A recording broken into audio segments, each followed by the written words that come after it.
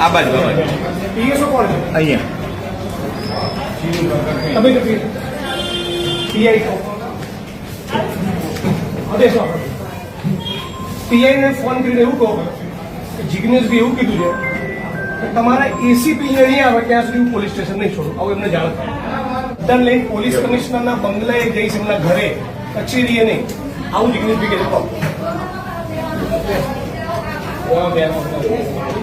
કહે તમારે કોઈ ભાઈઓની પણ રાહ જોવાની નહીં, તમારે સીધું પોલીસ સ્ટેશન આવી જવાનું અને જે ગાળ કોણ કરી તમે ફરિયાદ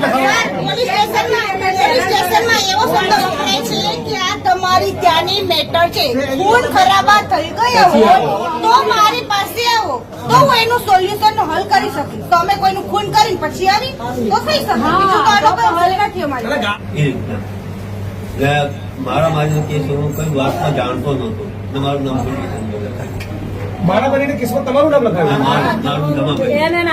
મારામારી કરે તરત પોલીસે ફરિયાદ લઈ લીધી. અહીંયા બધા તમને મળવા માંગે છે. હા, આ 78 વર્ષના કાકા બિલ્ડરના લોકો ઉપર હુમલો કર્યો, તમે આમની સામે ઓફેન્સ દાખલ કર્યો. જાઓ ઉભા. હા હા, આ 78 વર્ષના કાકા જે શારીરિક અશક્ત છે, સરખું ચાલી નથી શકતા, એ લોકોને મારે છે. એમ તમે એફઆઈઆર દાખલ કરી છે આમની વિરુદ્ધમાં? અરે તમે એફઆઈઆર કરી છે, આમની ઉપર આરોપી બનાવી દે. બીજું આ બિલ્ડરોના માણસો બધાને અશ્લીલ ગાળો બોલી દે છે બધી બહેનોને. તમને અગાઉ ફરિયાદ કરી છે, લેખિતમાં પણ ફરિયાદ આપેલી છે, લેખિતમાં ફરિયાદ આપેલી ફેબ્રુઆરી. અત્યારે તપાસની એફઆઈઆર કરો. અત્યારે હાલે જ એફઆઈઆર દાખલ કરો કે ગાળો બોલી છે તમને અશ્લીલ બોલી છે.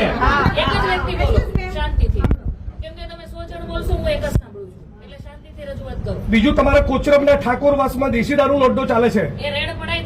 બીજું બાબુ ઠાકોરનો બીજો કોચરબમાં દારૂનો અડ્ડો ચાલે છે. ત્રીજો અડ્ડો ચાલે છે ઇંગ્લિશનો ઝાલાનો. ચોથો ચાલે છે કોચરબમાં ભીલવાસનો. કેમ ચાલે છે એ જવાબ પૂછવા આવે છે. કેમ દારૂના અડ્ડા ચાલે છે? તમે 78 વર્ષના વડીલ ઉપર ઓફેન્સ દાખલ કરો છો તો આ બધા બુટલેગર ઉપર ઓફેન્સ દાખલ કરો. હે પછી ખુલ્લા બધા ચાલે છે ને? ચાલે છે બધા. હા, પછી વિશાલ મહેતાનો અડ્ડો ચાલે છે. કેમ બધા ચાલે છે? જવાબ આપો. આજે અત્યારે બધું બંધ કરાવો. કોણ છે એનો વહીવટદાર? નથી. આ તો એમને દારૂના અડ્ડા ચાલે છે. એમને દારૂના અડ્ડા ચાલે છે. લખો બધી રજૂઆત એફઆઈઆર કરો. એક મિનિટ, બીજી રજૂઆત કરો. તમે ડિસમિસ કરવા માંગો છો? એના એક મિનિટ, આ બાબતનો જવાબ આ વડીલની ઉપર લેખિતમાં અરજી આપેલી છે. લેખિત તમે આપી દો. રજૂઆત લેખિત એફઆઈઆર દાખલ કરો. જ્યાં દારૂ વેચાતો હશે ત્યાં મળી આવશે તો કેસ કરશું. બિલ્ડરના મળે સુધી કોઈ ફરિયાદ થઈ નથી. કાલ સવારે મને ફરિયાદ નહીં જોઈએ. તમારા જ્યુરિસ્ડિક્શનમાં દારૂના અડ્ડા મને લાગે છે તમારા ડીસીપી ને મારે કહેવું પડશે. તમારા પોલીસ ઇન્સ્પેક્ટરને સમજાઈ નથી રહ્યું ઓફેન્સ દાખલ કરવાનું.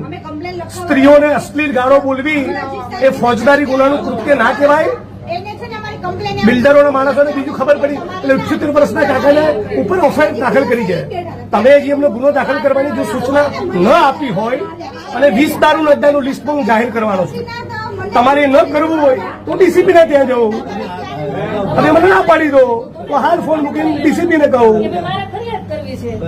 ના ના, અત્યારે હાલ તમે પેલા પાલડી પીએને તમે સૂચના આપો.